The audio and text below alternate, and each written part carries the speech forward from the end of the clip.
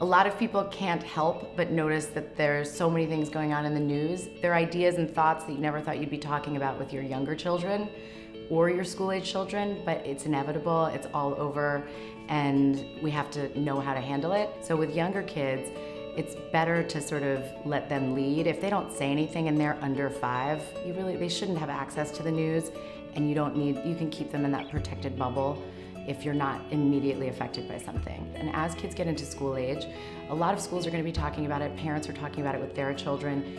You want to make sure that you are a resource for your children to have honest conversations about what's happening. Trying to be age appropriate while still giving them information is important, and then when they get a little bit older, 3rd grade, 4th grade, 5th grade, you can have real conversations. You can get into politics a little bit more. But again, first make sure they want the information.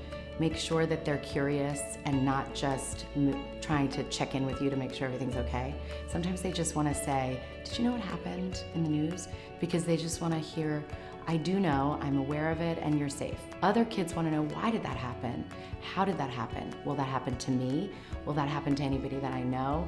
Is there something that I can do to make the world a safer place, a better place? That's a wonderful time as a family to come up with ways to proactively do something about whatever the issue is that came up. So if it was about a shooting, you can, as a family, think about ways to promote gun control. If it was about a flood or a natural disaster, you could talk about relief and how to help families who are in need. You can collect things for them. You can find out lists of things that people need to survive and create kits. And as they get even older, you can go on trips to actually get in there and help people, and they can really learn about the world and what it means to make the effort to change the world, and they'll feel empowered. So instead of being scared that the world is just falling apart, they can feel like, oh, there are really ugly, ugly things happening in the world, but for the most part, people are good.